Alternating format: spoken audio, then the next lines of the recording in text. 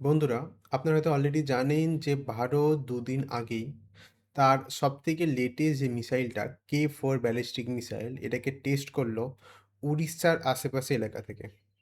এবার কথা হচ্ছে, এই মিসাইলটা টেস্ট হওয়ার কিছুদিন আগে থেকেই কিন্তু ভারতের আশেপাশে যে দেশগুলো আছে তারা কিন্তু একটু বেশি কড়া নজরদারি করে রেখেছিল এই টেস্টটার উপর। আজকের এই ভিডিওতে আমি ডিটেলসে প্রথমত আলোচনা করব যে এই K-4 মিসাইলটা কেন ভারতের সিকিউরিটির জন্য খুবই ইম্পর্টেন্ট, আর তার সাথে এটাও আলোচনা করব কেনই বা আশেপাশে যে দেশগুলো আছে তারা কড়া নজরদারি করে রেখেছিল এই টেস্টের ওপর। নমস্কার বন্ধুরা, আমি জ্যোতির্ময়। আপনাদের আবার স্বাগত নতুন আরেকটা ভিডিওতে। আপনাদের যদি আজকের এই ভিডিওটা ভালো লাগে তাহলে অবশ্যই একটা লাইক করে দেবেন। প্রথমত, যারা এখনো জানে না K-4 মিসাইলটা কী, আপনারা শুধু একবার গুগলে সার্চ করুন K-4 মিসাইল, তাহলে দেখতে পারবেন যে কতগুলো নিউজ আর্টিকেল এই মিসাইলটার ব্যাপারে লিখেছে। মানে বুঝতেই পারছেন যে এটা কোনো ছোটো মোটো কিন্তু মিসাইল নয়, এটা খুবই ইম্পর্টেন্ট মিসাইল ভারতের জন্য। এবার আমি আসি যে কেন এটা ইম্পর্টেন্ট। একটা যদি আমি নিউজ আর্টিকেল ওপেন করি তাহলে দেখতে পাচ্ছেন এখানে কি লেখা আছে যে ইন্ডিয়া সাকসেসফুলি ৩,৫০০ কিলোমিটার রেঞ্জের K-4 মিসাইলকে টেস্ট করেছে, আর যেটা আপনার নিউক্লিয়ার সাবমারিন থেকে এটাকে লঞ্চ করা হয়েছিল।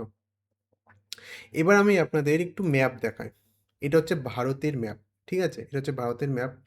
এবার ভারতের ঠিক এই জায়গাটা থেকে, মানে উড়িষ্যার এই জায়গা থেকে মিসাইলটাকে লঞ্চ করা হয়েছিল, যার রেঞ্জ বলা হচ্ছে ৩,৫০০ কিলোমিটার।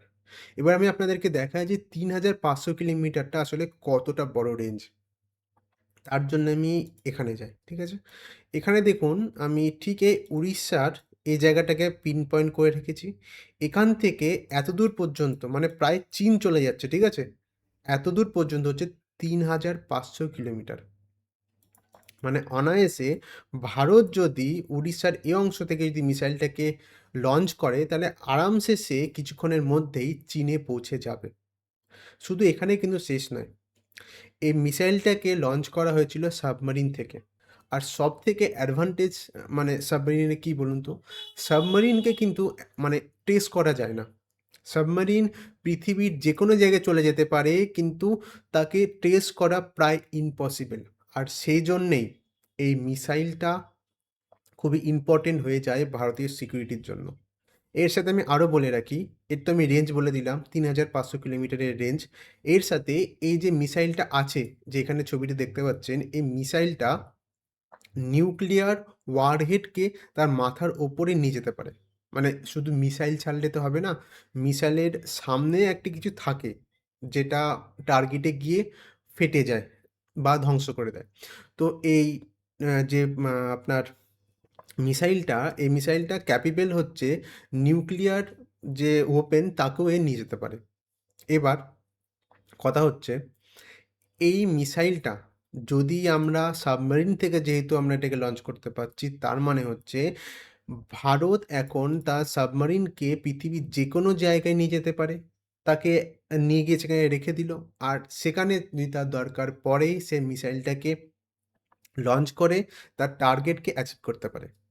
আর এই কারণে ভারতের মূলত যে দেশগুলো বেশি নজরদারি করে রেখেছিল সেটা হচ্ছে চীন।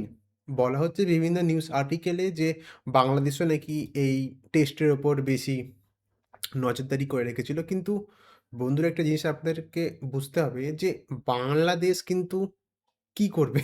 মানে মানে আপনার যে এনিমি হয়, আপনি কাকে থেকে ভয় পাবেন? যে আপনার থেকে বেশি শক্তিশালী, তাকে থেকে ভয় পাবেন। এবার কথা হচ্ছে যে বাংলাদেশের একবার ডায়ামিটারটা দেখুন আর ভারতের ডায়ামিটারটা দেখুন। আপনারা বুঝতেই পারছেন যে বাংলাদেশের সাথে ভারতের যুদ্ধর কোনো চান্সই নেই। তাই আমি বাংলাদেশকে এখানে ধরছি না। আমাদের মেইন যে এনিমিগুলোর মধ্যে পড়ে সেটা হচ্ছে আমাদের হচ্ছে চায়না। হ্যাঁ, এবার হয়তো আপনাদের মধ্যে অনেকে এটা বলতে পারেন যে রিসেন্টলি তো চায়না উঠে পড়ে লেগেছে যে ভারতের সাথে সম্পর্ক ভালো করার জন্য। কিন্তু বন্ধুরা, এখানেও আপনাদের একটা জিনিসকে মাথায় রাখতে হবে। চায়না ততদিনই আমাদের বন্ধু থাকবে যতদিন না পর্যন্ত ইউএস বা ভারতকে এবং চায়নাকে বেশি প্রেশার দিচ্ছে। চায়না যখনই দেখবে যে ইউএস এর নতুন প্রেসিডেন্ট এলো, সে অতটা মানে অ্যাগ্রেসিভ নয় ভারতের বা চায়নার ওপর, তখন কিন্তু চায়না আবার আগের ফর্মে চলে আসবে। আগের ফর্মে মানে আমি বলতে চাইছি ইকোনমিক্যালি দিক থেকে যখনই আপনারা দেখবেন যে চায়না ১ নম্বরে চলে আসছে, তখনই দেখবেন যে চায়না আবার ভারতকে আগের মতো ট্রিট করছে। বন্ধুরা, এবার আমি আপনাদের একটা নিউজ আর্টিকেল দেখাই। যে আমি কেন বলছি চায়না ভারতের ওপর বেশি করে নজরদারি করে রেখেছিল। এখানে একবার এটা পড়ুন। India China playing cat and mouse game in বে অফ বেঙ্গল। আসলে কি বলুন তো, ভারত কিন্তু কিছুদিন ধরেই প্রায় নভেম্বর মাস থেকেই এই অংশটা করে বারবার নোটেম জারি করে দিচ্ছিল। নোটেম মানে কি? নোটেম মানে হচ্ছে নোটিশ টু এয়ারম্যান। আর নোটেম জারি করার একদম শেষ মুহূর্তে মানে কিছুক্ষণ আগে নোটেমটাকে বারবার ক্যান্সেলও করে দিচ্ছিল। এবার নোটেম জারি করলে সাধারণত সেই অঞ্চলের আশেপাশে আদার্স কেউ যেতে পারবে না। আর চায়না কি করছিল?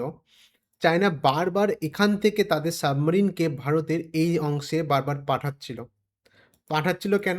চেক করার জন্য যে ভারত আসলে এই এলাকাতে কি করছিল। এবার আমি কিছু আরো ইনফরমেশন আপনাদেরকে দেব। সেটা হচ্ছে ভারতের কাছে এই মুহূর্তে না ২ টো এরকম সাবমেরিন আছে। একটা সাবমেরিন যেখান থেকে তো এই মিসাইলটা ছাড়া হলো আ আইএনএস আরিঘাট। আরো একটা সিমিলার এই টাইপেরই সাবমেরিন আছে। এই ২ টো সাবমেরিনের কাছে ক্যাপেবল আছে নিউক্লিয়ার ওয়ারহেডকে নিয়ে যাওয়ার। এর মানে হচ্ছে একটু আগে আমি বললাম আপনাদেরকে, ভারত এই ২ টো নিউক্লিয়ার সাবমেরিনকে ইউজ করলে সে যেকোনো জায়গায়, যেকোনো দেশকে টার্গেট করতে পারবে। এবার আমি আপনাদের আরেকটা জিনিস বলে রাখি, এই আইএনএস আরিকার সাবমেরিন, এর যে আরেকটা সাবমেরিন আছে, ২ টো এরকম সাবমেরিন যে আমি বললাম, এরকম সাবমেরিন প্রত্যেকটাতে ৪ টে করে এরকম K4 মিসাইলকে নিয়ে যেতে পারে। মানে হচ্ছে ভারত একসাথে ৮ খানা নিউক্লিয়ার ওপেনকে নিয়ে যেতে পারে পৃথিবীর যেকোনো জায়গাতে। এটা কিন্তু বিশাল বড় একটা অ্যাডভান্টেজ ভারতের সিকিউরিটির জন্য। কেননা ভারত কখনোই কিন্তু ইতিহাস যদি আপনারা ভালো করে দেখেন, ভারত কিন্তু কোনোদিনও আদার্স কোনো দেশের ওপর ফার্স্ট অ্যাটাক করেনি। কিন্তু তার মানে এটা নয় যে সে তার নিজের সুরক্ষাকে সে দেখবে না। তুমি তোমার উন্নতি করে যাও। কিন্তু তার মানে এটা নয় যে তুমি তোমার ডিফেন্সকে মজবুত করবে না। ভারত যদি তার ডিফেন্সকে মজবুত না করে, তাহলে স্বাভাবিকভাবে আদার্স দেশ ভারতের উপর প্রেসার ক্রিয়েট করতে পারে। আর সেই জন্যেই K4 মিসাইলটা ভারতের জন্য খুব ইম্পর্টেন্ট। বন্ধুরা, এই টপিক রিলেটেড আরও যদি কোনো ইনফরমেশন ভবিষ্যতে আমি জানতে পারি, তাহলে আবার আপনাদের সাথে আমি শেয়ার করব। আজকের ভিডিও এইটুকু। আপনাদের কেমন লাগলো আজকের ভিডিও অবশ্যই কমেন্ট সেকশানে একটু লিখে জানাবেন।